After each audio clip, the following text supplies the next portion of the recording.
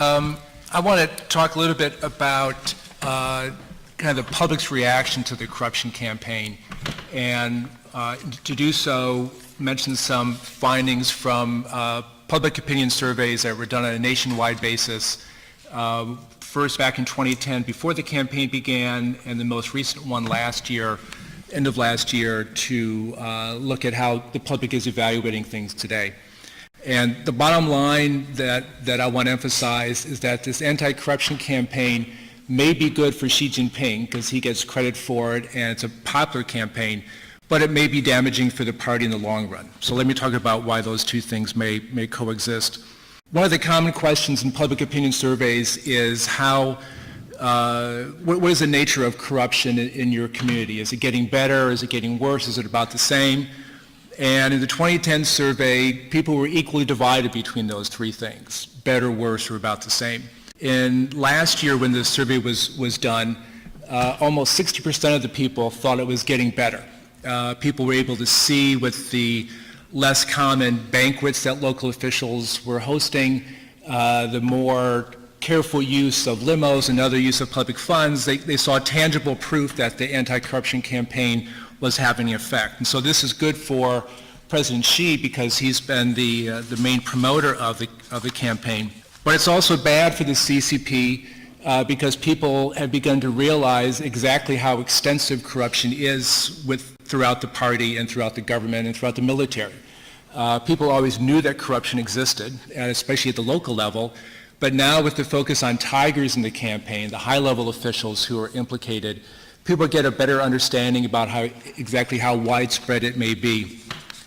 So back in 2010, less than half of the people in the survey would say that corruption was either somewhat or extensive at the central level, but in 2014, 70% of the people thought the same thing. So a big increase in the percentage of people who saw corruption being a problem at the central level.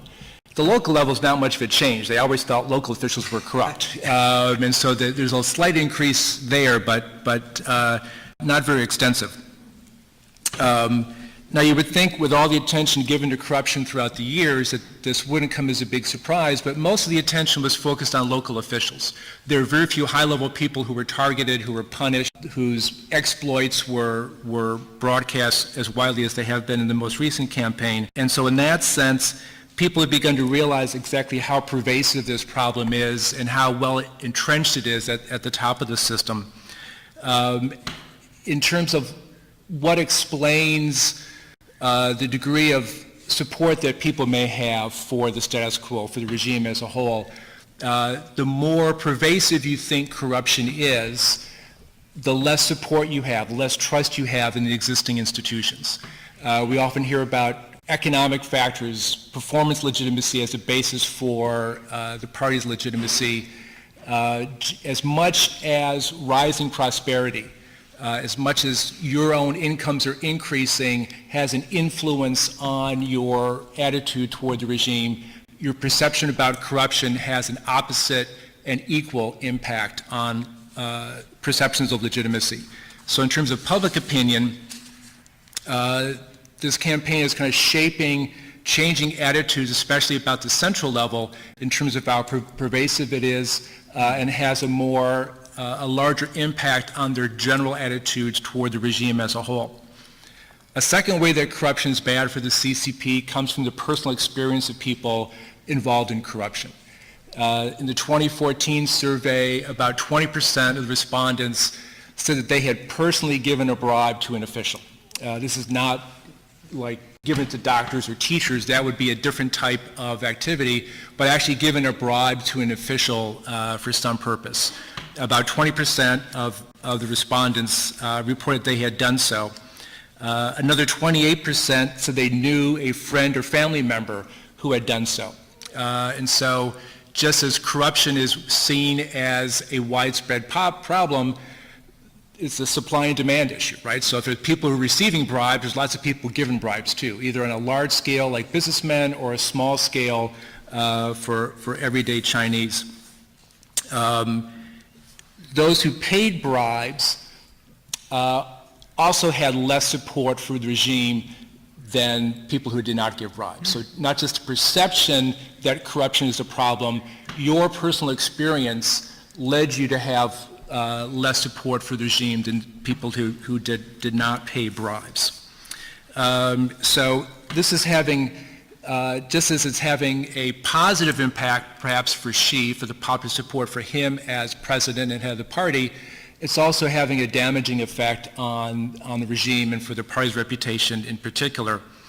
At the beginning of the reform era, party elder Chen Yun was reported to have said that if the party did not fight corruption enough, it would destroy the country, but if it dealt with it too much, it would destroy the party.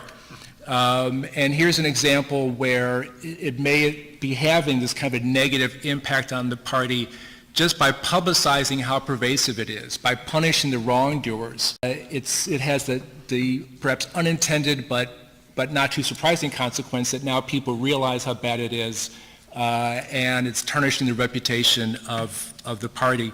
But at the same time, it has a lingering effect that the dilemma that Xi faces, as Chris mentioned, the more this is seen as just a vendetta against Xi's potential opposition and not really addressing corruption, the more cynicism it creates and therefore further damaging popular support for the regime.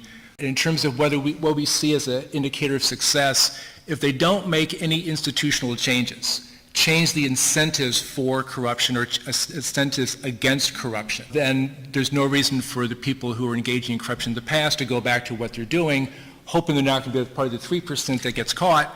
If you don't change the institutional arrangements, you're not likely to change the behavior. I'll stop there. Thank you very much, Bruce.